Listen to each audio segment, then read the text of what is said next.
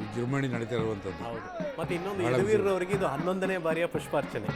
ಯದುವೀರರವರಿಗೆ ಸಂಸದರಾದ್ಮೇಲೆ ಎರಡನೇ ಬಾರಿಗೆ. ಸೊ ರಾಜವಂಶಸ್ಥರಾಗಿ 11ನೇ ಬಾರಿ ಅವರು ಪುಷ್ಪಾರ್ಚನೆ ಮಾಡಿದ್ದು ಯದುವೀರರವರು. ನಮಗೆ ಮಾತ್ರ ಅಲ್ಲ, ನನ್ನ ಪ್ರಕಾರ ಅಲ್ಲಿ ನಿಂತು ಪುಷ್ಪಾರ್ಚನೆ ಮಾಡಿದವ್ರಿಗೂ ಕೂಡ ಇದು ಧನ್ಯತಾ ಭಾವ. ಖಂಡಿತ ಅವಕಾಶ ಎಲ್ರಿಗೂ ಸಿಗಲ್ವಲ್ಲ.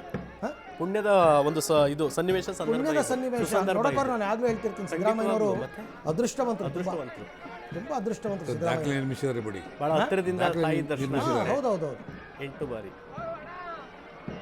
ತವರು ಜಿಲ್ಲೆಯಲ್ಲಿ ನಾಡದೇವತೆಗೆ ಪುಷ್ಪಾರ್ಚನೆಯನ್ನು ಮಾಡಿ ಅವರು 8 ಬಾರಿ, ಅದು ಮುಖ್ಯಮಂತ್ರಿಯಾಗಿ 8 ಬಾರಿ, ಅದು ಅದೃಷ್ಟ, ಸುಯೋಗ. ಎಲ್ರಿಗೂ ಸಿಗೋವಂಥದ್ದಲ್ಲ, ಸುಯೋಗ. ಯಾಕಂದ್ರೆ ಇವತ್ತಿನ ರಾಜಕೀಯ ಏರುಪೇರುಗಳಲ್ಲಿ ಅಧಿಕಾರ ಪಡ್ಕೊಳ್ಳೋದೇ ದುಸ್ತರ, ಅಂತಲ್ಲಿ 8 ಬಾರಿ ಅಂತ ದಾಖಲೆ. ನಿಜ. ಈ ರಾಜಕೀಯ ಏರಿಳಿತಗಳ ಮಧ್ಯೆ ಸರ್ ಇನ್ನೊಂದೇನು ಅಂದರೆ ಮಧ್ಯೆ ಈ ರಾಜ್ಯ ಸರ್ಕಾರಗಳು ಬಹುಮತವನ್ನು ಕಳ್ಕೊಂಡು ಸರ್ಕಾರಗಳು ಅಸ್ಥಿರ ಆದಂಥ ಸಂದರ್ಭದಲ್ಲಿ ನಮ್ಮ ಇತಿಹಾಸದಲ್ಲಿ ರಾಷ್ಟ್ರಪತಿಗಳು ಕೂಡ ಉದ್ಘಾಟನೆ ಮಾಡಿದಂಥ ಉದಾಹರಣೆ ಇದೆ. 1988ರಲ್ಲಿ ಅಂದಿನ ಉಪರಾಷ್ಟ್ರಪತಿ ಶಂಕರ್ ದಯಾಳ್ ಶರ್ಮಾ ಅವರು ದಸರಾ ಉದ್ಘಾಟನೆ ಮಾಡಿದಂಥ ಉದಾಹರಣೆ ಇದೆ. ರಾಷ್ಟ್ರಪತಿ ಆಳ್ವಿಕೆ ಇರುತ್ತಲ್ಲ ಅವಾಗ. ಮತ್ತೆ 90ರಲ್ಲಿ ಆರ್ ವೆಂಕಟರಾಮನ್ ಅವರು ಪುಷ್ಪಾರ್ಚನೆ ಮೂಲಕ ದಸರಾ ಉದ್ಘಾಟನೆ ಮಾಡಿದಂಥ ಉದಾಹರಣೆ ಇದೆ. ರಾಜ್ಯಪಾಲರುಗಳು ಕೂಡ ಪುಷ್ಪಾರ್ಚನೆ ಮಾಡಿ ಉದ್ಘಾಟನೆ ಮಾಡಿದಂಥ ಉದಾಹರಣೆಗಳು ನಾವು ನೋಡಬಹುದು. ಸರ್ಕಾರ ಅಸ್ತಿತ್ವದಲ್ಲಿ ಇಲ್ಲದೆ ದಸರಾ ಬಂದಾಗ, ಹೌದು, ರಾಷ್ಟ್ರಪತಿಗಳ ಆಳ್ವಿಕೆ ಇದ್ದಾಗ ಆದಂಥ ಉದಾಹರಣೆಗಳು. ನಿಮಗೆ ಈ ದ್ವಾರದಿಂದ ಅದು ಹೊರಗೆ ಬರುತ್ತಲ್ಲ, ಬಲರಾಮ ದ್ವಾರದಿಂದ ಒಂದು ವ್ಯೂ ಕಾಣುತ್ತೆ ನಿಮಗೆ. ಅದು ಇವಾಗ ಈ ಸರ್ತಿ ನೋಡೋಣ, ಇದೇ ರೀತಿ ವ್ಯೂ ಹಿಂಭಾಗದಲ್ಲಿ ಚಾಮುಂಡಿ ಬೆಟ್ಟ. ಸಾಧ್ಯ ಆದರೆ ಅಲ್ಲೊಂದು ಲೈಟ್ ಆನ್ ಆಗಿದ್ರೆ ಸುಸ್ವಾಗತನೂ ಕಾಣಿಸುತ್ತೆ. ಸ್ವಲ್ಪ ಬೇಗ ಅರ್ಲಿಯರ್ ಆಗಿ ಅವ್ರು ಏನಾದ್ರು ಹಾಕಿದ್ರೆ ಚಾಮುಂಡಿ ಬೆಟ್ಟ ಮತ್ತು ತಾಯಿ ಚಾಮುಂಡೇಶ್ವರಿ ಎರಡೂ ಒಂದು ವ್ಯೂನಲ್ಲಿ ಕಾಣುತ್ತೆ ಪ್ರತಿ ವರ್ಷ. ಅದ್ಭುತವಾದ ವ್ಯೂ ಅದು. ಸ್ವಲ್ಪ ಮೋಡ ಕವಿದ ವಾತಾವರಣ ಇರೋದ್ರಿಂದ ನೀವೇನು ವೆಲ್ಕಮ್, ಸುಸ್ವಾಗತದ ಒಂದು ವೆಲ್ಕಮ್ ಕಾಣಬಹುದು. ಬಟ್ ಇನ್ನೂ ಅರಮನೆ ಆವರಣದಿಂದ ಹೊರಗೆ ಬಂದಿಲ್ಲ, ಈಗ ಹೊರಡ್ತಾ ಇರೋದು. ಅರಮನೆಯ ಮುಂಭಾಗದಲ್ಲೇ ಇದೆ ಇನ್ನೂ ಕೂಡ. ಉತ್ತರದ ಬಲರಾಮ ದ್ವಾರದ ಮೂಲಕ ದಾಟಬೇಕು. ಬಲರಾಮ ದ್ವಾರ, ಕೋಟೆ ಆಂಜನೇಯ ಸ್ವಾಮಿ ದೇವಸ್ಥಾನದ ಪಕ್ಕದಲ್ಲಿ, ಅಲ್ಲಿಂದ ಬರಬೇಕು. ಈಗ ಚಾಲನೆಯಂತೂ ಸಿಕ್ಕಾಗಿದೆ ನಿಮಗೆ. ಇವಾಗ ಬಲರಾಮ ದ್ವಾರದಿಂದ ಹೊರಗೆ ಬಂದು ಆ ಸರ್ಕಲ್ ನಲ್ಲಿ ಲೆಫ್ಟ್ ತಗೊಂಡು ಚಾಮರಾಜ ಸರ್ಕಲ್ ನಲ್ಲಿ ಲೆಫ್ಟ್ ರಸ್ತೆ, ಅಲ್ಲಿಂದ ನಿಮಗೆ KR ಸರ್ಕಲ್, ಅದನ್ನ ಬಳಸಿ Sayajirao Ayurveda college circle, bamboo Bazaar, highway circle, ಬನ್ನಿ ಮಂಟಪ 5.5 ಕಿಲೋಮೀಟರ್ ದೂರ ಕ್ರಮಿಸಬೇಕು. 7 ಗಂಟೆಗೆ ಬನ್ನಿ ಮಂಟಪದಲ್ಲಿ ಪಂಜಿನ ಕವಾಯತು ಇರೋದ್ರಿಂದ ಅಷ್ಟರಲ್ಲಿ ರೀಚ್ ಆಗ್ಬೋದು ನನ್ನ ಪ್ರಕಾರ. ರಾಜ್ಯಪಾಲರು ಅಷ್ಟೊತ್ತಿಗೆ ಬಂದಿರ್ತಾರೆ. ಅಲ್ಲಿಗೆ ಇರುತ್ತೆ. ತುಂಬಾ ಜನಕ್ಕೆ ಗೊತ್ತಿಲ್ಲ ಆಮೇಲೆ ಏನು ಅಂತ ಅಂದ್ಬಿಟ್ಟು ಅಲ್ಲೇನೆ ಬಿಚ್ತಾರೆ ಅಂಬಾರಿಯನ್ನ. ಹೌದು, ನಾಡದೇವತೆ ಚಾಮುಂಡೇಶ್ವರಿ ವಿಗ್ರಹವನ್ನ ಅಲ್ಲಿಂದ ತೆಗೆದು ಅಂಬಾರಿಯನ್ನ ಬಿಚ್ಚಿ ವೆಹಿಕಲ್ ಲಾರಿನಲ್ಲಿ ಅದನ್ನ ಸಂಪೂರ್ಣ ಗಸ್ನಲ್ಲಿ ಅದನ್ನ ತಗೊಂಡ್ ಬರ್ತಾರೆ. ಹೌದು, ಅಲ್ಲೇ ಆನೆಯನ್ನ ಫ್ರೀ ಮಾಡ್ಬಿಡ್ತಾರೆ. ಅಭಿಮನ್ಯು ಎಲ್ಲ ಅಲ್ಲೇ ಫ್ರೀ ಆಗ್ಬಿಡ್ತಾರೆ, ಸ್ವಲ್ಪ ರಿಲ್ಯಾಕ್ಸ್ ಆಗುತ್ತೆ ಅಲ್ಲಿ. ಹೌದು, ಖಂಡಿತ. ಆಮೇಲೆ ಅಲ್ಲಿ ಮತ್ತೊಂದು ಸುಂದರವಾದಂತ ಲೋಕ ಅನಾವರಣ ಆಗುತ್ತೆ. ಬನ್ನಿ ಮಂಟಪದ ಪೆರೇಡ್, ಪಂಜಿನ ಕವಾಯಿತು, ಮೈನವಿರೇಳಿಸುವಂತ ಮಿಲಿಟರಿ, ಮೋಟಾರ್ ಬೈಕ್ ಸಾಹಸ.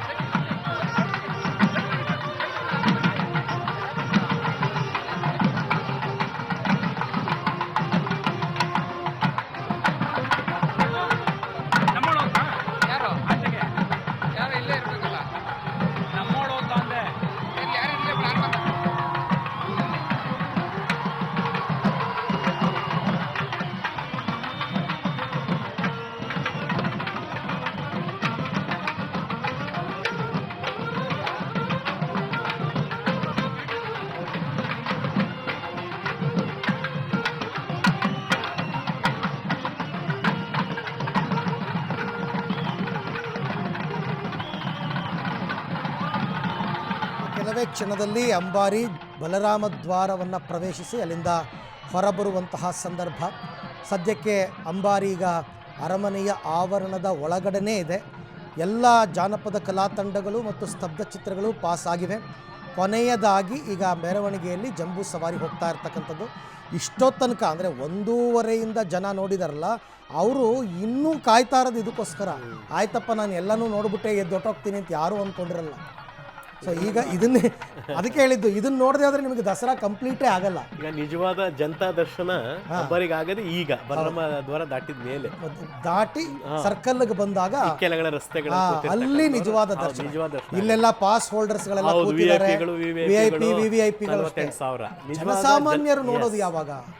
ಬಲರಾಮ ದ್ವಾರ ದಾಟಿದ ಬಲರಾಮ ದ್ವಾರ ದಾಟಿ ಸರ್ಕಲ್ಗೆ ಬರ್ತದೆ, ಜಯಚಾಮರಾಜ ಸರ್ಕಲ್. ಸಾಮಾನ್ಯ ಜನರ ಅಲ್ಲಿ ಸಾಮಾನ್ಯ ಜನರ ನಿಜವಾದ ದರ್ಶನ. ಹೌದು, ಅವರು ನಿಜವಾಗಿ ಕಾತರದಿಂದ ನಾವು ಬೆಳಗ್ಗೆಯಿಂದ ಕವರೇಜಲ್ಲಿ ತೋರಿಸ್ತಾ ಇದ್ದೀವಿ. ಬೆಳಿಗ್ಗೆ 7-8 ಗಂಟೆಗೆ ಬಂದು ಕೂತಿದ್ದಾರೆ. ಹೌದು ಸರ್, ಎಲ್ಲ ನಾನು ಬೆಳಿಗ್ಗೆ ಹೇಳ್ತಾ ಇದ್ದೆ, ಚಾಪೆ ಜಮಖಾನ ಅವೆಲ್ಲ ಹಾಕೊಂಡು ಎಲ್ಲ ಬಿಲ್ಡಿಂಗ್ಗಳ ಮೇಲೆ, ಮರದ ಮೇಲೆ, ಮರದ ಈ ಕೊಂಬೆಗಳ ಸರ್ತಿ ಸ್ವಲ್ಪ ಈ ಅವಾಯ್ಡ್ ಹಳೆ ಮಾಡಿದ್ದಾರೆ, building ಮೇಲೆ ಅವಾಯ್ಡ್ ಮಾಡಿದ್ದಾರೆ. ಮಾಡಿದ್ದಾರೆ. ಮರದ ಕೊಂಬೆ ಎಲ್ಲ ಹತ್ಬಿಡ್ತಾರೆ. ನೀವು ಎಷ್ಟೇ ಹೇಳಿದ್ರು ಕಂಟ್ರೋಲ್ ಮಾಡ್ಲಿಕ್ಕೆ ಮಾಡೋಕ್ಕಾಗೋದಿಲ್ಲ ಅದು. ಮಾಡೋಕ್ಕಾಗೋದಿಲ್ಲ. ಅವ್ರು ತಿಳ್ಕೊಳ್ಬೇಕು. ಒಣಗೋಗಿರೋ ಮರಗಳಿರುತ್ತೆ, ಆಕಸ್ಮಿಕವಾಗಿ ಏನಾದರೂ ಅದ್ರ ದುರಂತ. ಹೌದೌದು.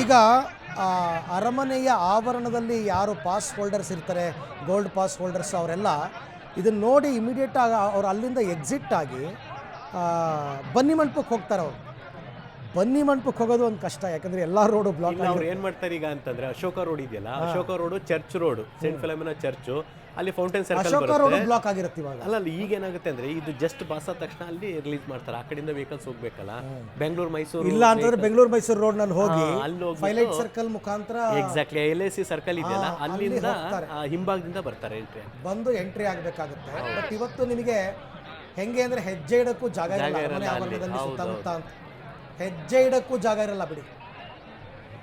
ಅದರ ಮಧ್ಯದಲ್ಲಿ ಕೆಲವರೆಲ್ಲ ಈಗ ಅಲ್ಲಿಂದ ನಿರ್ಗಮಿಸ್ತಾರೆ, ಹೊರಡುತ್ತಾರೆ. ಅಲ್ಲಿ ತಾಟ್ಲೇರ್ಪೇಟೆಗೂ ಕಂಪಲ್ಸರಿ ಪಾಸ್ ಮಾಡಿದ್ದಾರೆ. ಕಂಪಲ್ಸರಿ ಪಾಸ್ ಮಾಡಿದ್ದಾರೆ. ರಾಜ್ಯಪಾಲರಿಗೆಲ್ಲ ಈಗ ರಿಹರ್ಸಲ್ ಎಲ್ಲ ಮುಗಿದಿದೆ ಫ್ರೀ ಆಗಿ. ವಿಭಿನ್ನವಾಗಿ ಲೇಸರ್ ಶೋ ಮಾಡಿದ್ದಾರೆ. ಹೌದು, ಡ್ರೋನ್ಗಳನ್ನ ಬಳಸಿ, ಡ್ರೋನ್ಗಳನ್ನು 3,000 ಡ್ರೋನ್ಗಳು ಬಳಸಿ ರೆಕಾರ್ಡ್ ಮಾಡಿರೋದು. ಸೊ ಅದೆಲ್ಲವೂ ಕೂಡ ಈಗ ದೃಶ್ಯವನ್ನ ತಾವು ನೋಡ್ತಾ ಇದ್ದೀರಾ. ಏರ್ ಶೋನು ಕೂಡ ಆಗಿದೆ ಈ ಸರಿ, ಗಮನಿಸ್ತಾ ಇದ್ದೀರಾ.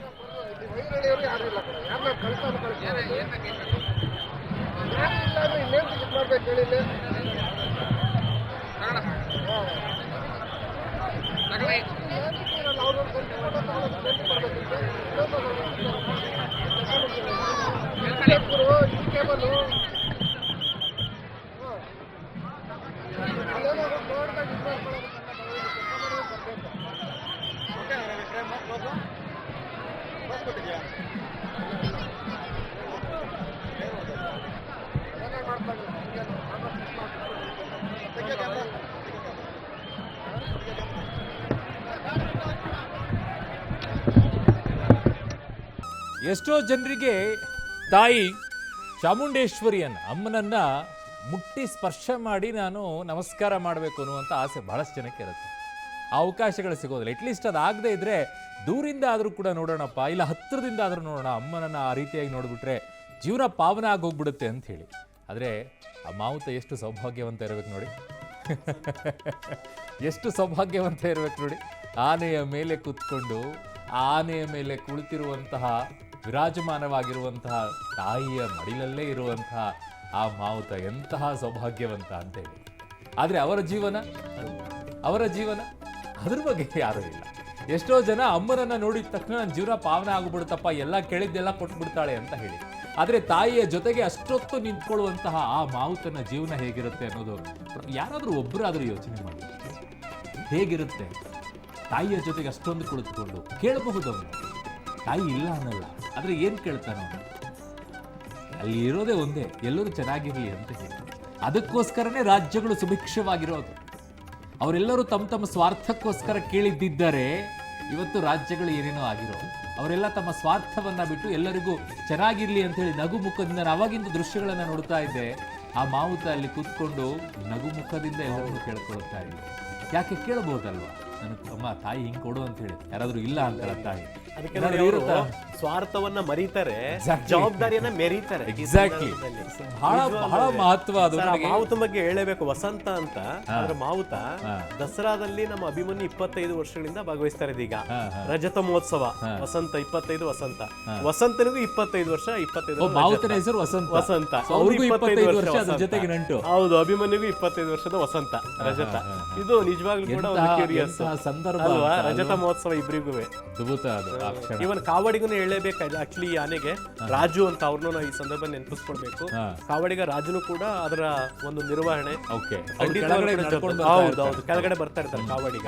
ಸೊ ಅವರು ಕೂಡ ಆನೆಯ ಒಂದು ನಿರ್ವಹಣೆ ಇರ್ಬೋದು, ಅದರ ಸಂಪೂರ್ಣ ಜವಾಬ್ದಾರಿಯಲ್ಲಿ ಬಹಳ ಪ್ರಮುಖ ಪಾತ್ರ. ಅದರಿಂದ ನಾವು ನಿಜವಾಗ್ಲೂ ಇವತ್ತಿನ ಒಂದು ದಸರಾ ಏನಾದ್ರೂ ಯಶಸ್ವಿ ಆಗ್ತಾ ಇದೆ ಅಂದ್ರೆ ಕಳೆದ ಹಲವಾರು ತಿಂಗಳುಗಳಿಂದ ಆನೆಗಳ ಜೊತೆ ತಮ್ಮ ಒಡನಾಟವನ್ನು ಇಟ್ಕೊಂಡು ತಮ್ಮ ಮೂಲ ಸ್ಥಾನವನ್ನ ಬಿಟ್ಟು ಆ ನಿಜವಾದಂತ ಬದುಕನ್ನ ಬಿಟ್ಟು ಇವತ್ತು ಈ ನಾಡಿಗೆ ಬಂದ್ಬಿಟ್ಟು ಇಲ್ಲಿನ ಒಂದು ವಾತಾವರಣಕ್ಕೆ ಹೊಗ್ಗಿಕೊಂಡು ಆ ಆನೆಗಳ ಜೊತೆ ತಮ್ಮ ಬಾಂಧವ್ಯನ ಮತ್ತಷ್ಟು ಗಟ್ಟಿ ಮಾಡಿಕೊಂಡು ಇವತ್ತಿನ ಒಂದು ಯಶಸ್ವಿ ಜಂಬೂ ಸವಾರಿ ಮುಕ್ತಾಯ ಆಗ್ತಾ ಇದೆ ಅಂದ್ರೆ ಅದಕ್ಕೆ ನಿಜವಾಗ್ಲೂ ಹ್ಯಾಟ್ಸ್ ಆಫ್ ಮಾವುತರು, ಕಾವಡಿಗರು, ಪಶು ಸಂಗೋಪನಾ ಇಲಾಖೆನವರು, ಅರಣ್ಯ ಅಧಿಕಾರಿಗಳು ಮತ್ತೆ ಅವ್ರ ಕೆಲಸ ಮಾಡ್ತಕ್ಕಂಥ ಎಲ್ಲಾ ಸಿಬ್ಬಂದಿ ವರ್ಗದವರಿಗೂ ಕೂಡ ಒಂದು ದೊಡ್ಡ ಸಲಾಂ ನಿಜವಾಗ್ಲೂ. ಸ್ವಾಮಿ ಸರ್, ನೀವು ಹೇಳಕ್ ಬಯಸುವ ಈಗ ಆ ಮಾವುತರ ಜೀವನ ಇವತ್ತಷ್ಟೇ ನಾವು ವೈಭವಕರಿ ನೋಡ್ಕೊಳ್ಳೋದು. ಅಲ್ಲಿ ತುಂಬಾ ಮತ್ತೆ ಈಗ ಅವ್ರು ಹೇಳಿದಂತೆ ಕಳೆದ ಒಂದು ತಿಂಗಳಿಂದ ಹಗಲು ರಾತ್ರಿ ಆನೆ ಜೊತೆಲಿ ಒಡನಾಟ ತಾಲೀಮ್ ಮಾಡ್ಕೊಂಡು ಮತ್ತೆ ನಾಳೆಯಿಂದ ಮತ್ತೆ ಅವು ಯಥಾಸ್ಥಿತಿ ಕಾಡಿನಲ್ಲಿ ಏನ್ ಪ್ರಾಣಿಗಳಿಗೆ ಬದುಕ್ತಾವೋ ಅವ್ರ ಜೀವನ ಕೂಡ ಅದೇ ರೀತಿ ಬದುಕ್ತದೆ ಅಷ್ಟೇ. ಅವ್ರು ಎಷ್ಟೋ ಸಲ ಕೇಳ್ಕೊಂಡಿದ್ದಾರೆ, ನಮ್ಗೆ ಒಂಚೂರು ಇದನ್ನ ಜಾಸ್ತಿ ಮಾಡಿ ಅಂತ. ಖಂಡಿತ ಸರ್ಕಾರ ಹೌದೌದು ನಿಮ್ಮ ಪಬ್ಲಿಕ್ ಟಿವಿ ವಾಹಿನಿಯ ಮೂಲಕ ನಾನು ರಿಕ್ವೆಸ್ಟ್ ಮಾಡ್ತಾ ಇದ್ದೀನಿ, ಕೂಡ ಕೇಳ್ತೀನಿ, ಮಾಡಿ ಅವರಿಗೆ ಕೈಲಾದಷ್ಟು ಏನಾದರೂ ಕೆಲವು ಸೌಕರ್ಯಗಳನ್ನ ಸೌಲಭ್ಯಗಳನ್ನ ಮಾಡಿಕೊಡ್ಬೇಕು ಅವ್ರಿಗೆ. ಅವ್ರಿಗೆ ಮತ್ತಷ್ಟು ಅವ್ರಿಗೆ ಉತ್ಸಾಹ ಬರಬೇಕು. ಎಕ್ಸಾಕ್ಟ್ಲಿ, ಯಾಕೆ ನಾವು ಕಾಡಿನಲ್ಲೇ ಕಾಡು ಪ್ರಾಣಿಗಳ ಜೊತೆಲೇ ಬದುಕೋದಂಥದ್ದು. ಮತ್ತೆ ಈ ತರ ತಾಲೀಮ್ ಮಾಡಿ ಮತ್ತೆ ರೆಡಿ ಸಿದ್ಧಪಡಿಸೋದು. ನೋಡಿ 2 ತಿಂಗಳು ಇಲ್ಲಿ ಹೆಚ್ಚು ಕಡಿಮೆ ಒಂದು 55-60 ದಿನ ಅವರು ಇಲ್ಲಿ ನಮ್ಮ ಅರಮನೆ ಶಿಬಿರದಲ್ಲಿದ್ದಾಗ ಇವನ್ ಆ ಮಕ್ಕಳು ಕೂಡ ಶಿಕ್ಷಣದಿಂದ ವಂಚಿತರಾಗಿ ಅಲ್ಲಿ ಬಿಡಾರಗಳಲ್ಲಿ ಅವರಿಗೆ ಶಿಕ್ಷಣ ಕೊಡಬೇಕು. ಇಲ್ಲಿ ಬಂದಾಗ್ಲೇನೆ ಪಾಪ ಪಾಠ ಹೇಳ್ಕೊಳ್ಳಿಕ್ಕೆ ನಮ್ಮ ಶಿಕ್ಷಕರು ವಾಲಂಟಿಯರ್ ಬರ್ತಾರೆ. ಹಲವಾರು ಹಾಸ್ಪಿಟಲ್ಗಳು ವಾಲಂಟಿಯರ್ ಬಂದು ಮೆಡಿಕಲ್ ಸರ್ವಿಸ್ ಅನ್ನ ಕೊಡ್ತಾರೆ. ನಿಜವಾಗ್ಲೂ ಆ ವಿಚಾರದಲ್ಲಿ ಹ್ಯಾಟ್ಸ್ ಆಫ್. ಇವತ್ತು ದಸರಾ ಸಕ್ಸಸ್ ಆಗ್ತದೆ, ಅದು ದಸರಾಗ್ ಮಾತ್ರ ಸೀಮಿತ ಆಗಬಾರದು ಅನ್ನೋದು ನನ್ನ ಕಾಳಜಿ. ಸೊ ಆ ನಿಟ್ಟಿನಲ್ಲಿ ತಾಯಿ ಅಮ್ಮ ಅಲ್ಲೇ ಕೂತಿದ್ದಾಳೆ, ಅವರೆಲ್ಲರಿಗೂ ಕೂಡ ನೀನೇ ಕರುಣಿಸ್ಬೇಕಮ್ಮ. ಪಾಪ ಅವ್ರು ನಿನ್ಗೋಸ್ಕರ ಅಷ್ಟೆಲ್ಲ ಮಾಡ್ಕೊಂಡು ಬಂದಿರ್ತಾರೆ ಅಲ್ಲಿಗೆ, ಆನೆಗಳ ಜೊತೆಗೆ ಜೀವನ ನಡೆಸ್ತಾ ಇರ್ತಾರೆ. ಅವರ ಜೀವನವು ಕೂಡ ಚೆನ್ನಾಗಿರ್ಲಿ. ದಸರೆಯ ಸಂದರ್ಭದಲ್ಲಿ ಅಂತವ್ರಿಗೆಲ್ಲರೂ ಕೂಡ ಒಳ್ಳೇದಾಗ್ಲಿ ಅಂತ ನಾವೆಲ್ಲ ಭಾವಿಸೋಣ. ಯಾಕೆ ನಾವು ಬರೀ ನಮ್ಮ ಸ್ವಾರ್ಥವನ್ನ ಯೋಚಿಸೋಣ, ಅವ್ರಿಗೂ ಎಲ್ಲವೂ ಕೂಡ ಒಳ್ಳೇದಾಗ್ಬೇಕು, ಅವರು ಬದುಕುವ ಸುಭಿಕ್ಷವಾಗಿರ್ಬೇಕು ಅವರು ಕೂಡ ಅನ್ನೋದು. ನೋಡಿ, ಆನೆಗಳು ನಾಳೆ ನಡೆದಿಲ್ಲಿಂದ ಹೊರಡ್ಬೇಕಾರೆ ಬರೀ ಮಾವುದ್ರ ಕಾಡುಗರ ಕಣ್ಣೀರ್ ಹಾಕೋದಿಲ್ಲ. ಅವತ್ತು ನಾವು ಹೋಗ್ತಾ ಇದೀವಿ ಅಂತ ಆನೆಗಳು ಕೂಡ ಕಣ್ಣೀರ್ ಹಾಕ್ತವೆ ಸರ್. ಅವತ್ತು ಹೋಗ್ಲಿಕ್ಕೆ ಒಪ್ಪೋದಿಲ್ಲ ಅವು, ವಾಪಸ್ಸು ಬಲವಂತವಾಗಿ ಅವ್ರು ಲಾರಿನಲ್ಲಿ ಕಳಿಸ್ಬೇಕು. ಅಲ್ಲಿ ಎಲ್ಲಾ ನಮಗೆ ಕಣ್ಣೀರು ಬರುತ್ತೆ ಒಂದು ಅಟ್ಯಾಚ್ಮೆಂಟ್ ಇರುತ್ತೆ. 55 ದಿನ ಇಡೀ ಮೈಸೂರಿನ ಜನ ಒಂದ್ ಕಡೆ ಭೀಮಾ ಹವಾ ಸೃಷ್ಟಿ ಮಾಡಿದ್ದ. ಸೊ ಇವೆಲ್ಲವನ್ನು ಮಿಸ್ ಮಾಡ್ಕೊಳ್ತಾ ಇದೀವಲ್ಲ ಅಂತ ನೋವಾಗುತ್ತೆ. ಬಟ್ ಅಲ್ಲಿ ನಿಂತ್ಕೊಂಡ್ರೆ ತಾಯಿ ಇಷ್ಟು ಹತ್ತಿರದಿಂದ ನೋಡಕ್ ಆಗೋದೇ ಖಂಡಿತ. ನೋಡಿ ಎಂತ ಸುವರ್ಣ ಅವಕಾಶ, ಎಂತ ಅಮ್ಮನ ನೋಡಕ್ ಭಾಗ್ಯ. ಬೆಳಿಗ್ಗೆಯಿಂದ ಪಬ್ಲಿಕ್ ಟಿವಿ ನಿರಂತರವಾಗಿ ಗುಣಪಡಿಸಿದೆ ಎಲ್ಲಾ ವ್ಯಾಖ್ಯಾನಗಳು, ದೃಶ್ಯಗಳು ಇವೆಲ್ಲ ವರ್ಣನೆ ಕೊಡ್ತಾ ಇದೆಯಲ್ಲ.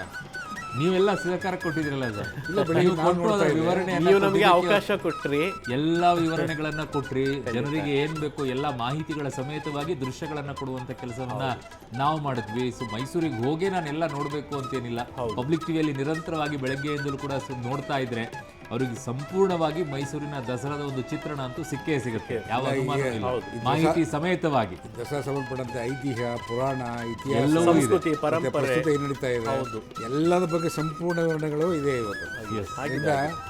ಪಬ್ಲಿಕ್ ಟಿವಿ ಒಂದು ಪರಿಪೂರ್ಣವಾದಂತ ಈ ಸಂದರ್ಭದಲ್ಲಿ ನಾವು ಒಂಚೂರು ಅಂಬಾರಿಯ ವಿಚಾರದಲ್ಲಿ ಮಾತನಾಡೋಣ ಅಂತ. ಚೆನ್ನಾಗಿರುತ್ತೆ ಒಂಚೂರು ಹೇಳಕ್ಕೆ, ಹೇಗೆ ಅಂತ ಹೇಳಿ ಶುರುವಾಗಿದ್ದು ಹೇಗೆ ಏನು ಅಂತ ಹೇಳಿ. ಅದೇ ಈಗ ಅದನ್ನ ಸರ್ ಮೂಲನ ಹೇಳ್ತಾರೆ, ಆಮೇಲೆ ನಾನು ಬರ್ತೀನಿ. ಮೂಲ ಹೇಳಿದ್ದಾರೆ 2 ಸಾರಿ ಹೇಳಿದ್ದಾರೆ. ಚಿನ್ನದ ಲೇಪನ ಆಗಿದ್ದು, ಹೌದು. 80 kg ಅದು ಚಿನ್ನದ ಹೊದಿಕೆ, ಚಿನ್ನದ ಹಾಳೆ ಅದು. ಇನ್ನು ಉಳಿದಂತ 670 kg ಏನಿದೆ ಅದು ಔದುಂಬರ ಮರದಿಂದ ಮಾಡಿರ್ತಕ್ಕಂಥ ಒಂದು ಅಂಬಾರಿ. ಇದು ಅತ್ಯಂತ ಸೊಗಸಾದ ಮಂಟಪಾಕಾರದ ಒಂದು ಇದು ಏನು ಕಲಾಕೃತಿ. ಇದು ಪಂಚ ಗೋಪುರವನ್ನು ನಾವು ನೋಡ್ಬೋದು, ಪಂಚ ಮಂಟಪಗಳನ್ನ ಮೇಲ್ಗಡೆ ನೋಡ್ಬೋದು. ಮತ್ತೆ ರೆಡ್ ಲೈಟ್ ಮತ್ತೆ ಗ್ರೀನ್ ಲೈಟ್ ಒಂದು ಬೆಳಗ್ಗೆ ಹೇಳಿದೆ ನಾನು, ಅದರಲ್ಲಿ ಮೇಲ್ಗಡೆ ಇದೆ ಅಂತಂದು. ಹಿಂದೆ ಮಹಾರಾಜರು ಹೋಗ್ಬೇಕಾದ್ರೆ ಸಾರ್ವಜನಿಕರ ದರ್ಶನ ಆಗ್ಬೇಕಾದ್ರೆ ಏನಾದ್ರು ಆನೆ ನಿಲ್ಬೇಕು ಅಂದ್ರೆ ರೆಡ್ ಬಟನ್ ಒತ್ತಾ ಇದ್ರೆ ಆನೆ ನಿಲ್ತಾ ಇತ್ತು. ಮತ್ತೆ ಮುಂದೆ ಒರಿಯೋದಕ್ಕೆ ಗ್ರೀನ್ ಲೈಟ್ ಅಂತ ನಾನು ಹೇಳ್ತಾ ಇದ್ದೆ. ಸೊ ಈ ರೀತಿಯಾದಂತ ಒಂದು ವಿಸ್ಮಯ, ಅದ್ಭುತ, ಇದು ನಮಗೆ ಕಾಣಸಿಗೋದು ಈ ಸಂದರ್ಭದಲ್ಲಿ. ನನಗೆ ಒಂದು ಕುತೂಹಲಕಾರಿ ಆಗಿದೆ ಅದರಲ್ಲಿ, ಇಷ್ಟು ವರ್ಷ ಆಗಿರೋದ್ರಿಂದ ಆ ಚಿನ್ನವನ್ನ ಮತ್ತೆ ಏನಾದರೂ ನಾವು ಹೊಸದಾಗಿ ಬದಲಾವಣೆ ಮಾಡುವ ಪ್ರಯತ್ನ ಆಗಿದೆಯಾ ಸರ್? ಅದು ಹಂತ ಹಂತವಾಗಿ ಆಗಿದೆ. ಯಾಕೆಂದ್ರೆ ಇದು ಸುಮಾರು 100 ವರ್ಷಗಳ ಇತಿಹಾಸ ಇದೆ. ಆಕ್ಚುಲಿ ಮೂಲತಃ ಮಹಾರಾಷ್ಟ್ರ ದೇವಗಿರಿ ಅಲ್ಲಿದ್ದು, ಅಲ್ಲಿ ಸಿಂಗನಾಯಕ ಅಂತ ಇರ್ತಾನೆ. ಆ ಸುಲ್ತಾನ್ ದಾಳಿಯ ಸಂದರ್ಭದಲ್ಲಿ ಆ ಬಳ್ಳಾರಿ ಪಕ್ಕ ರಾಮದುರ್ಗಕ್ಕೆ ಅದು ಶಿಫ್ಟ್ ಆಗ್ತದೆ. ಯಾಕೆಂದ್ರೆ ಅದು ಉಳಿಸ್ಕೊಳ್ಳೋಕ್ಕಾಗೋಲ್ಲ, ರಾಜ್ಯನೇ ಇಲ್ಲ, ಸಂಪೂರ್ಣ ಅವಂತಿ ಹೊಂತದೆ. ನಂತರ ರಾಮದುರ್ಗದಿಂದ ಕಮ್ಮಡದುರ್ಗ ಅಂತ ಬರ್ತದೆ, ಎಲ್ಲ ಬಳ್ಳಾರಿ ಅಕ್ಕಪಕ್ಕ. ಅಲ್ಲಿಂದ ನೆಕ್ಸ್ಟು ಅದು ಕೂಡ ಸುಲ್ತಾನ್ ದಾಳಿ ಯಥೇಚ್ಛ ದಾಳಿ ಆಗ್ತದಂಗೆ ಅದಕ್ಕೆ ವಿಜಯನಗರ ಸ್ಥಾಪನೆ ಆಗಿರ್ತದೆ. ಹರಿಹರ ಮತ್ತು ಬುಕ್ಕರಾಯರನ್ನು ಸಂರಕ್ಷಣೆ ಮಾಡಿ ಅಲ್ಲಿ ದೇವಿ ವಿಗ್ರಹವನ್ನು ಪ್ರತಿಷ್ಠಾಪನೆ ಮಾಡ್ತಾರೆ. ಅದರಲ್ಲಿ ಅವರು ಇರುವವರೆಗೆ, ಇಲ್ಲಿ ತಾಳಿಕೋಟೆ ಯುದ್ಧ ಇರುವವರೆಗೂ ಆಗ್ತದೆ. ಅದು ಎಲ್ಲಿವರೆಗೂ ಕೊನೆಗೆ ತಾಳಿಕೋಟೆ ಯುದ್ಧ ಆದಮೇಲೆ ಅಲ್ಲಿ ಕೊನೆಗೆ ಅದು ಆನೆಗುಂದಿಗೆ ಹೋಗ್ತದೆ. ಆನೆಗುಂದಿಗೆ ಹೋದ್ಮೇಲೆ ಈ ಸಂಪೂರ್ಣವಾಗಿ ಹಂಪಿ ಅದು ಪತನ ಆದಮೇಲೆ ಅದನ್ನು ಪೆನುಗೊಂಡೆಗೆ ಸಂಪೂರ್ಣವಾಗಿ ಹೋಗ್ತಾರೆ ಹೊತ್ಕೊಂಡಾಗಿ. ಆ ಪೆನುಗೊಂಡೆಯಿಂದ ಮತ್ತೆ ಶ್ರೀರಂಗಪಟ್ಟಣ ಬರ್ತದೆ. ಶ್ರೀರಂಗಪಟ್ಟಣ ಮತ್ತು ಮೈಸೂರು. ಮೂಲಃ ಅದೇನು ಅಂಬಾರಿ ಇದೆ ಅದು ಅಲ್ಲಿಂದ ಬಂದಿರುವಂಥದ್ದು. ಯಾಕೆಂದರೆ ಮಹಾರಾಷ್ಟ್ರ ಅಂದರೆ ಮಹಾರಾಷ್ಟ್ರದ ಏನಲ್ಲ, ಅದು ನಮ್ಮ ಕರ್ನಾಟಕದ ಒಂದು ಭಾಗ. ಹೌದೌದು. ಶಿವಾಜಿ ಬರುವವರೆಗೂ ಮಹಾರಾಷ್ಟ್ರದ ಇತಿಹಾಸ ಇಲ್ಲ, ಕರ್ನಾಟಕದ ಭಾಗನೇ ಅದು. ಹೌದು. ಅದರಿಂದ ಕರ್ನಾಟಕದಲ್ಲೇ ಇದ್ದದ್ದು. ನಂತರ ಹಂತ ಹಂತವಾಗಿ ಕಾಲಘಟ್ಟದಲ್ಲಿ ಹಲವಾರು ಬದಲಾವಣೆಗಳು, ಆ ಚಿನ್ನದ ಲೇಪನ, ತಗಡಾಕುವಂಥದ್ದು, ಬೇರೆ ಬೇರೆ ಆಕರ್ಷಣೆ ಮಾಡೋದು, ಕಳಸಾಡುವಂಥದ್ದು, ಅದು ಕಾಲದಿಂದ ಕಾಲಕ್ಕೆ ಬದಲಾವಣೆ ಆಗ್ತಾ ಇರ್ತದೆ. ಅಲ್ಲ, ನಾನು ಕೇಳಿದ್ದು ಅದು ಸವದು ಹೋಗಿರುವಂಥದ್ದು ಅಥವಾ ಅದನ್ನ ಪ್ಲೇಟ್ ಅನ್ನ ಬದಲಾವಣೆ ಮಾಡೋದು ಅದು ಇವ್ರ ಕಾಲದಲ್ಲಿ ಆಗಿದ್ದು. ನಾಲ್ವಡಿ ಮತ್ತೆ ಜಯಚಾಮರಾಜ ಒಡೆಯರ್ ಅವ್ರ ಕಾಲದಲ್ಲಿ, ಅವತ್ತಿನ ಕಾಲದಲ್ಲಿ ಸ್ವರ್ಣಕಲಾ ನಿಪುಣ ಅಂತಂದು ಸಿಂಗಣ್ಣಾಚಾರ್ಯ ಅಂತ ಅವ್ರ ಹೆಸರು. ಆಕ್ಚುಲಿ ಅವರು ಇದರ ನಿರ್ಮಾತೃ. ಏನು ಚಿನ್ನದ ಹೊದಿಕೆಗಳಿದೆಯಲ್ಲ, 1916 ನಾಲ್ವಡಿ ಅವ್ರ ಕಾಲ, ಮತ್ತೆ 1946 ಜಯಚಾಮರಾಜ ಒಡೆಯರ್. ಅಂದ್ರೆ ಇವತ್ತು ನಾವು ನೋಡ್ತಿರೋಂಥ ಅಂಬಾರಿ ಇದು ಹಲವಾರು ವರ್ಷಗಳಿಂದ ವಿಸ್ತೃತ ಆಗ್ತಾ ಬಂದಿದೆ, ಅದು ಮಾರ್ಪಾಡು ಆಗ್ತಾ ಬಂದು ಫೈನಲ್ ನೀವು ನೋಡ್ತಾ ಇರೋದು ಮುಮ್ಮಡಿ ಕೃಷ್ಣರಾಜ ಒಡೆಯರ್ ಅವ್ರ ಕಾಲದಿಂದ ಆರಂಭ ಮರ. ಏನು ಅಂಬಾರಿ ಇದೆ ಮಂಟಪಾಕಾರದ್ದು, ಇದಕ್ಕೆ ಹೊಸ ಒಂದು ರೂಪವನ್ನ ಕೂಡ ಸ್ಟಾರ್ಟ್ ಆಗಿದೆ ಮುಮ್ಮಡಿ ಅವ್ರ ಕಾಲದಲ್ಲಿ. ಈ ಫೈನಲ್ ಒಳಗಡೆ ಕಟ್ಟಿಗೆ ಎದ್ದಿದೆಯಲ್ಲ, ಅದು ಹಾಗೆ ಇದ್ದಿದ್ದ, ಚಿನ್ನದ ಲೇಪನ ಮಾತ್ರ ಬದಲಾವಣೆ ಆಗ್ತಾ ಬಂದಿದ್ದ. ಚಿನ್ನದ ಲೇಪನ ಮತ್ತೆ ಅಲಂಕಾರ ಅದು ಒಳಗಡೆ ಇರುವಂತದ್ದು ಮಾತ್ರ ಔದುಂಬರ ಮರ ಅಂತ, ಔದುಂಬರ ಮರ, ಹತ್ತಿ ಮರ ಅಥವಾ ಅಂಜೂರ ಮರ ಅಂತ ಕರೀತೀವಿ. ಅದು ದೈವಿಕ ಸಮಾನ. ಅದಕ್ಕೆ ಕರೆಕ್ಟ್ ಆಗಿ ಎಷ್ಟು ವರ್ಷ ಆಗಿರ್ಬೋದು ಆ ಕಟ್ಟಿಗೆಯದ್ದೇ ಅಂಬಾರಿಗೆ? ಅದಕ್ಕೆ ಹೆಚ್ಚು ಕಡಿಮೆ 8 ವರ್ಷ ಆಗಿರ್ಬೋದು. 800 ವಿಜಯನಗರಕ್ಕಿಂತ ಹಿಂದೆ ಇದ್ದದ್ದು, ಅದು ಅಕ್ಕಬುಕ್ಕ ಇದಕ್ಕಿಂತ ಹಿಂದೆ ಇದ್ದದ್ದು. ಬಟ್ ಚಿನ್ನದ ಲೇಪನ ಮಾತ್ರ ಅವಾಗ ಬದಲಾವಣೆ ಮುಮ್ಮಡಿ, ನಾಲ್ವಡಿ, ಜಯಚಾಮರಾಜ ಒಡೆಯರ್ ಕಾಲದಲ್ಲಿ ಚಿನ್ನದ ಲೇಪನ ಬಂದಂತ ಮೈಸೂರು ಬಂದ್ಮೇಲೆ ಅದಷ್ಟು ಬಂದ್ಮೇಲೆ ಆಗಿದ್ದು. ಅದು ಆವಡಿ ಕೃಷ್ಣ ಒಡೆಯರ್ ಕಾಲದಲ್ಲಿ ಇರದಂಗೆ ಅದು ಒಂದು ಲೇಪನ ಅಂತ ಹೇಳಿ ತಗಡು ಅಂತ ಹೇಳಿ ಅದು ಒಂದು ಕಂಬಗಳಿದೆಯಲ್ಲ, ಕಂಬಗಳು, ಪಂಚಕಳಶ ಕಳೆ ಎಲ್ಲ ಸಂಪೂರ್ಣ ಕೆಲವು ಈ ಪಂಚಲೋಹಗಳನ್ನ ಮಿಕ್ಸ್ ಮಾಡಿ ಜೊತೆಗೆ ಮಾಡುವಂಥದ್ದು. ನೋಡಿ, ಅದರಲ್ಲಿ ಅಂಬಾರಿನಲ್ಲಿ ಬೆಳ್ಳಿ ಮತ್ತೆ ದಂತದ ಜರಿಗಳು, ಆ ಜರಿಗಳು ಬಳಸ್ಕೊಂಡೇ ಹೂವಿನ ಚಿತ್ರ, ಬಳ್ಳಿ ಚಿತ್ರ ಮತ್ತೆ ಎಲೆ ಹತ್ರದಲ್ಲಿ ನೋಡಿದ್ರೆ ಅಷ್ಟು ಸೂಕ್ಷ್ಮವಾದಂಥ ಕೆತ್ತನೆ ಕೆಲಸ ಸಿಂಗಣ್ಣಾಚಾರ್ಯ ಮಾತ್ರ ಸಾಧ್ಯ ಆಗಿರೋದು. ಹಾಗಾಗಿ ಅವ್ರ ಹೆಸರು ಅಜರಾಮರವಾಗಿ ಉಳಿದ್ಬಿಡ್ತು. ಸ್ವರ್ಣಕಲಾ ನಿಪುಣ ಅಂತಾನೆ ಕರೀತಾರೆ ಜಯಚಾಮರಾಜ ಒಡೆಯರ್ ಅವ್ರನ್ನ. ಅಷ್ಟು ಅದ್ಭುತವಾದಂಥ ಅಂಬಾರಿಯ ಒಂದು ಕೈ ಚಳಕ ಇವತ್ತೇನಿದೆ ಅದು ಅವ್ರಿಗೆ ಸೇರ್ಬೇಕಾಗ್ತದೆ. ಅದಾದ ನಂತರ ಈಗ ಏನು ಬದಲಾವಣೆ ಆಗಿಲ್ಲ. ಸ್ವತಂತ್ರ ಬಂದ ಮೇಲೆ ಮುಟ್ಟಿಲ್ಲ. ಅದು ಆವಡಿ ಕೃಷ್ಣ ಒಡೆಯರ್ ಕಾಲದಲ್ಲಿ, ಜಯಚಾಮರಾಜ ಒಡೆಯರ್ ಕಾಲಕ್ಕೆ ಲಾಸ್ಟ್ ಅದು. ಅದನ್ನ ಮಾಡಬೇಕಾದಂತ ಅನಿವಾರ್ಯತೆ ಬರುತ್ತಾ ಇತ್ತೀಚೆಗೆ ಅಥವಾ ಬೇಡ ಅಂತ ವ್ಯವಸ್ಥೆ ಮಾಡಬಹುದು? ಮೂಲ ಪರಂಪರೆ ಅದು ಹಂಗೆ ಇರಲಿ, ಮುಂದುವರ್ಕೊಂಡು ನಮಗೂ ಮುಂದಿನ ಪೀಳಿಗೆಗಿದ್ರು ಒಳ್ಳೇದು. ಸರ್ ನೆಕ್ಸ್ಟ್ ಜನರೇಷನ್ ಕಣ್ಣಲ್ಲೂ ಕೂಡ ಹೌದೌದು ಈ ಅಂಬಾರಿ ಚಿತ್ರ, ಈ ಚಿಕ್ಕ ಮಕ್ಕಳು ಏನ್ ನೋಡ್ತಾ ಇದಾರಲ್ಲ, ಇದು ಮುಂದಕ್ಕೂ ಕೂಡ ಹಿಂಗೆ ಇರಲಿ ಅಂತ ನಾನು ಕೇಳೋದು. ಆ ಚಿನ್ನದ ಲೇಪನಗಳು ಬಳಕೆ ಮಾಡುವಂತ ಚಿನ್ನಗಳೇ ಸೌದು ಬಿಡುತ್ತೆ, ಅದರಲ್ಲಿ ತಗಡಿರ್ಬೇಕಾದ್ರೆ ಅದರದ್ದು ಇದೆಲ್ಲ. ಬಟ್ ಅವತ್ತಿನ ಒಂದು ಚಿನ್ನದ ಒಂದು ಗುಣಮಟ್ಟ ಇದೆಯಲ್ಲ, ಹೌದೌದೌದು. ಅಲ್ಲ, ಇದು ಸಾಲಿಡ್ ಗೋಲ್ಡ್ ಅಂತ ಏನು ಹೇಳ್ತಲ್ಲ, ಗಟ್ಟಿ ಚಿನ್ನ, ಅದನ್ನ ಕರೆಕ್ಟ್ ಮಾಡಿರೋಂಥದ್ದು. ಜೊತೆಗೆ ಸಮಯದಲ್ಲಿ ಮಾತ್ರ ತೆಗೆಯೋದು ಅಷ್ಟೇ. ಹಾಗಾಗಿ ಪ್ರತಿನಿತ್ಯ ದರ್ಶನಕ್ಕೆ ಅಥವಾ ಮುಟ್ಟಲಿಕ್ಕೆ ಅದು ದೈನಂದಿನ ಬಳಕೆ ಆಗೋದಿಲ್ಲ, ಅದು ಪ್ರಶ್ನೆ ಬರೋದಿಲ್ಲ. ಓಕೆ. ಸೊ ಇನ್ನು ಎಷ್ಟೊತ್ತು ಬೇಕಾಗುತ್ತೆ ಸರಿ ಕರೆಕ್ಟಾಗಿ ಇರುವಂಥ ಜಾಗ ಎಲ್ಲಿ? ಅದು ಈಗಿನ್ನೂ ಅರಮನೆ ದಾಟಿರಬೇಕು ಅಂತ ಅನ್ಸುತ್ತಲ್ಲ. ಈಗ ಅರಮನೆಯಿಂದ ಆಚೆ ಬಂತ ಅಂತ ಬಲರಾಮ ದ್ವಾರ ಬಿಟ್ಟು ಬಲರಾಮ ದ್ವಾರ ಬಿಟ್ಟುಬಿಟ್ಟೀಗ ಚಾಮರಾಜ ವೃತ್ತದ ಕಡೆ ಬರ್ತಾ ಇದೆ. ಕರೆಕ್ಟ್. ಈಗ ನೋಡಿ ಈಗ ದಾಟ್ತಾ ಇದೆ. ಹೌದೌದು. ಎಕ್ಸಾಕ್ಟ್. ಸೊ ಈಗ ಅರಮನೆ ಬಾಗಿಲಿನಿಂದ ಆಚೆ ಹೌದು, ಉತ್ತರದ ಬಲರಾಮ ದ್ವಾರ ದಾಟಿ ವೃತ್ತ ಅಲ್ಲಿ ಆಂಜನೇಯ ಸ್ವಾಮಿ ದೇವಸ್ಥಾನ ಇದೆ, ಅದ್ರ ಮೂಲಕ ದಾಟ್ಕೊಂಡು ಚಾಮರಾಜ ವೃತ್ತ, ದೊಡ್ಡ ವೃತ್ತ ಅದು. ಓಕೆ.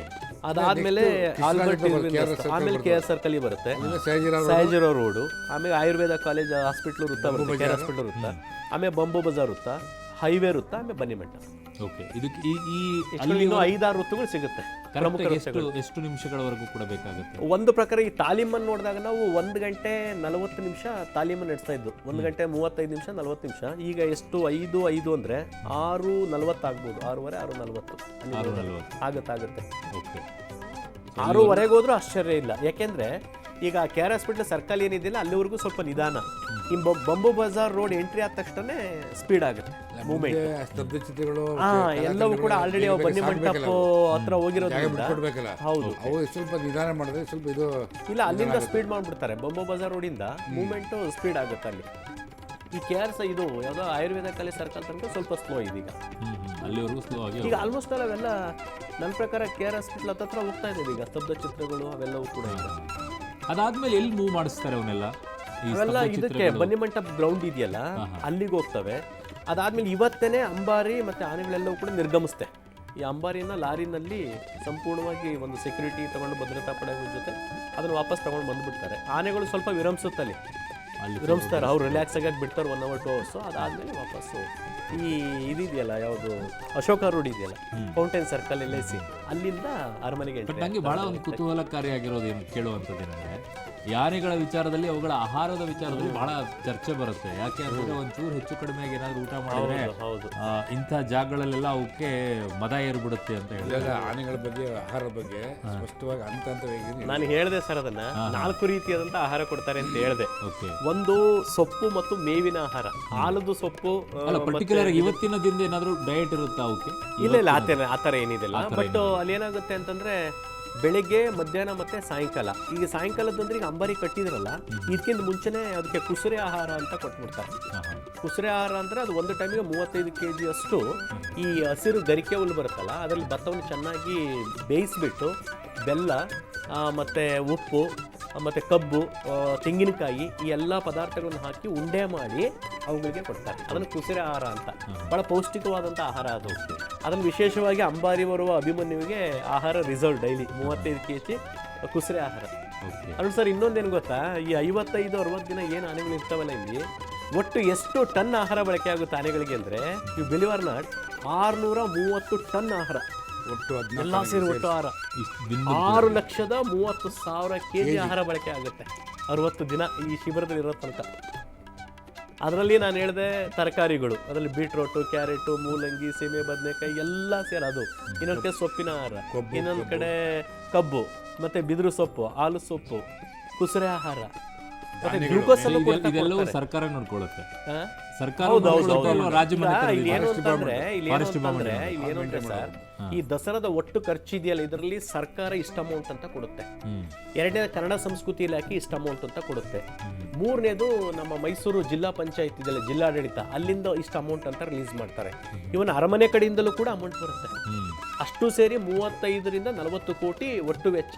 ಬಟ್ ಆದಾಯ ನಾವು ನೋಡಿದಾಗ 10 ಪಟ್ಟು ಜಾಸ್ತಿ ವಹಿವಾಟುಗಳು ಅಷ್ಟೇ ಆದಾಯ ರಾಜ್ಯಕ್ಕೆ ಖಂಡಿತ ಬರುತ್ತೆ. ನೀವ್ ಹೇಳ್ದಂಗೆ ಇದನ್ನೊಂದು ಟೂರಿಸಂ ಕಾನ್ಸೆಪ್ಟ್ ಇಟ್ಕೊಂಡು ಚೆನ್ನಾಗಿ ನೀವು ಬೂಮ್ ಮಾಡಿದ್ರೆ ಖಂಡಿತ ರಾಜ್ಯ ಸರ್ಕಾರಕ್ಕೆ ಆದಾಯದ ಮೂಲ ಇದು. ದೊಡ್ಡ ಮಟ್ಟದಲ್ಲಿ ಬಳಸ್ಕೊಳ್ಬೇಕಷ್ಟೇ, ಇದನ್ನ ಬಳಸ್ಕೊಳ್ಬೇಕು. ಈಗ ಚಾಮುಂಡಿ ತಾಯಿಯನ್ನ ತೋರಿಸಿಕೊಂಡಂತಹ ಅಭಿಮನ್ಯು ಈಗ ನಿಧಾನವಾಗಿ ರಾಜಗಂಭೀರ್ಯದಲ್ಲಿ ಹೆಜ್ಜೆಯನ್ನ ಹಾಕ್ತಾ ಇರೋದು. ಆ ದೃಶ್ಯವನ್ನು ನೋಡೋದೇ ಚಂದ, ಆ ದೃಶ್ಯವನ್ನು ನೋಡೋದೇ ಚಂದ ಅದು. ಸೊ ಮೈಸೂರಿನಲ್ಲಿ ಈ ಗತವೈಭವ ಏನಿದೆ ಪ್ರತಿ ದಸರಾ ಸಂದರ್ಭದಲ್ಲಿ ಕಾಣಸಿಗುತ್ತೆ. ಸಾಂಸ್ಕೃತಿಕ ನಗರಿ ಅಂತ ಮೈಸೂರನ್ನು ಏನು ಕರೀತಾರೆ, ಅದು ನಿಜಕ್ಕೂ ಕೂಡ ದಸರಾ ಸಂದರ್ಭದಲ್ಲಿ ನಿಮ್ಗೆ ಗೊತ್ತಾಗುತ್ತೆ ಹೇಗೆ, ಯಾಕೆ ಅದನ್ನು ಸಾಂಸ್ಕೃತಿಕ ನಗರಿ ಅಂತ ಕರೀತಾರೆ ಅಂತ ಹೇಳಿ. ಈಗ ನಮ್ಮೂರ್ ಕಡೆಗೆ ಬಂದ್ರೆ ಧಾರವಾಡ ಹುಬ್ಳಿಯನ್ನ ವಿದ್ಯಾಕಾಶಿ ಅಂತ ಕರೀತಾರೆ. ಸೊ ಹಾಗೆ ಈ ಕಡೆಗೆ ಬಂದ್ರೆ ಸಾಂಸ್ಕೃತಿಕ ನಗರಿ ಅಂತ ಮೈಸೂರನ್ನ ಕರೀತಾರೆ. ಸಂಸ್ಕೃತಿ ಅನ್ನೋದು ಏನು ಅನ್ನುವಂಥದ್ದನ್ನ ಮೈಸೂರು ಬಿಂಬಿಸುತ್ತೆ. ಯಾಕೆ ಅಂತಂದ್ರೆ ಮೈಸೂರು ಅರಮನೆಯಲ್ಲಿರೋದು, ಮೈಸೂರು ರಾಜಮನೆತನ ಏನಿತ್ತು ಮುಂಚೆ ನಮ್ಮ ಕರ್ನಾಟಕಕ್ಕಿಂತಲೂ ಕೂಡ ಇದು ಮೈಸೂರು ಪ್ರಾಂತ್ಯ ಅಂತ ಏನಿತ್ತು, ಮೈಸೂರು ಸಂಸ್ಥಾನ, ಆಗ ಈ ಸಂಸ್ಕೃತಿಗಳು ಗೊತ್ತಾಗ್ತಾ ಇತ್ತು. ಹಾಗಾಗಿ ಅದನ್ನ ಸಾಂಸ್ಕೃತಿಕ ನಗರಿ ಅಂತಾನೆ ಕರೆಯೋದು. ಅದರ ವೈಭವವನ್ನು ನೋಡಬೇಕು ಅಂದರೆ ನಿಮಗೆ ದಸರಾ ಸಂದರ್ಭದಲ್ಲೇ ಆಗಬೇಕು. ತುಂಬ ತುಂಬ ತುಂಬ ಅದ್ಭುತವಾಗಿರುತ್ತೆ. ಪ್ರತಿಯೊಂದು ರಸ್ತೆಗಳು ಕೂಡ ಹಾಗೆ ವಿಶಾಲವಾಗಿ. ಆಮೇಲೆ ಸಾಮಾನ್ಯವಾಗಿ ದಸರಾ ಸಂದರ್ಭದಲ್ಲಿ ಅಷ್ಟೇ ಹೇಳೋದಿಲ್ಲ ನಾನು, ಬೇರೆ ಸಂದರ್ಭದಲ್ಲೂ ಮೈಸೂರನ್ನು ಹೋದ್ರೆ ನೋಡೋಕ್ಕೆ ಚಂದಾರಿ. ಮೈಸೂರು ವಿಶಾಲವಾಗಿರುವಂಥ ರಸ್ತೆಗಳು ಎಲ್ಲವೂ ಕೂಡ ಒಳ್ಳೆ, ಹೇಗೆ ಅಂತಂದ್ರೆ ಪ್ಲ್ಯಾನ್ಡ್ ಆಗಿರುವಂಥ ಸಿಟಿ ಅದು. ವಿಶಾಲವಾಗಿರುವಂಥ ರಸ್ತೆಗಳು, ಫುಟ್ಪಾತ್ ನಡ್ಕೊಂಡು ಹೋಗೋಕೆ ಆರಾಮಾಗಿ ನಡ್ಕೊಂಡು ಹೋಗ್ಬೋದು. ಬೆಂಗಳೂರು ಥರ ಕಿತ್ತೋಗಿರೋ ಫುಟ್ಪಾತ್ಗಳೆಲ್ಲ ಇಲ್ಲ ಅಲ್ಲಿ. ಬೆಂಗಳೂರಿಗೆಲ್ಲ ದುಡ್ಡು ಸಿಕ್ಸಿದ್ರು ಕೂಡ ಇಲ್ಲ. ಇಲ್ಲಿ ಗಜಿಬಿಜಿ. ಮೈಸೂರು ಹಂಗಲ್ಲ.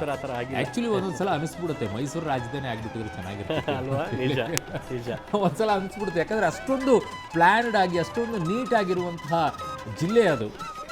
ಬೆಂಗಳೂರು ಮಾತ್ರ ಗಿಜಿ ಮಾಡಿಟ್ಬಿಟ್ರು. ಇರಲಿ, ಅದೆಲ್ಲ ಒಂದು ಕಡೆಗೆ ಇರಲಿ, ಅವನ್ನೆಲ್ಲ ಈಗ ಬೇಡ. ಈಗ ಸದ್ಯಕ್ಕೆ ದಸರಾ ಮಾತ್ರ ಕಣ್ತುಂಬಿಕೊಳ್ಳೋಣ. ಸಿಗೋದೇ ವರ್ಷಕ್ಕೆ ಈ ಒಂದು ದಿನ ದಸರಾ ನೋಡೋಕೆ ಸಿಗುವಂತಹ ಇವತ್ತಿನ ಈ ಕ್ಷಣ, ಜಂಬೂ ಸವಾರಿಯನ್ನು ನೋಡೋಕ್ಕೆ, ಅದನ್ನು ಕಣ್ತುಂಬಿಕೊಳ್ಳೋಣ. ತಾಯಿಯನ್ನು ಕಣ್ತುಂಬಿಕೊಳ್ಳಿ. ನಿಮ್ಗೆ ಅಲ್ಲೇ ಹೋಗಿ ಏನು ಕೇಳಬೇಕು ಅಂತಿಲ್ಲ. ದೇವರು ಎಲ್ಲಿ ಬೇಕಾದರೂ ಇರ್ತಾರೆ. ಇಲ್ಲಿಂದ ನೋಡಿಕೊಂಡು ನೀವು ಪ್ರಾರ್ಥನೆ ಮಾಡ್ಕೊಂಡು ನಿಮ್ಮ ಮನಸ್ಸಿನಲ್ಲಿ ಏನಿರುತ್ತೆ ಅದನ್ನು ಕೇಳ್ಕೊಂಡ್ರೆ ಸಾಕು. ತಾಯಿ ಆಶೀರ್ವಾದ ಮಾಡೇ ಮಾಡ್ತಾಳೆ. ಅಲ್ಲೇ ಹೋಗಿ ಏನೋ ಮಾಡಬೇಕು, ಇದರಲ್ಲಿ ಜಟಾಪಟಿಯಲ್ಲಿ ಜನಜಂಗುಳಿಗಳಲ್ಲಿ ಹೋಗೋಕ್ಕಾಗೋದಿಲ್ಲ. ಆಮೇಲೆ ನೋಡೋಕ್ಕೂ ಆಗಲ್ಲ. ಅಲ್ಲಿ 1 ಸೆಕೆಂಡು 2 ಸೆಕೆಂಡ್ ನೋಡೋಕೆ ಅಷ್ಟೇ ಸಿಗುತ್ತೆ ನಿಮಗೆ. ಆದರೆ ಇಲ್ಲಿ ಕೂತ್ಕೊಂಡು ನೋಡಿ, ನಿರಂತರವಾಗಿ ನಿಮ್ಗೆ ತೋರಿಸ್ತಾ ಇದೆ. ಕೈ ಮುಕ್ಕೊಂಡು ಏನು ಕೇಳಬೇಕು ಕೇಳಿಬಿಡಿ. ಅಲ್ಲಿ ನಿಮಗೆ 1 ಸೆಕೆಂಡಲ್ಲಿ ಎಲ್ಲ ಮರ್ತೋಗ್ಬಿಟ್ಟಿರ್ತೀರ. ಏನು ಕೇಳಬೇಕು ಅನ್ನೋದು ಗೊತ್ತಾಗಿರೋದಿಲ್ಲ. ಇಲ್ಲಿ ಕೂತ್ಕೊಂಡು ನೆನಪು ಮಾಡಿ ಇಟ್ಕೊಂಡು ಕೇಳ್ತಾ ಇರಿ.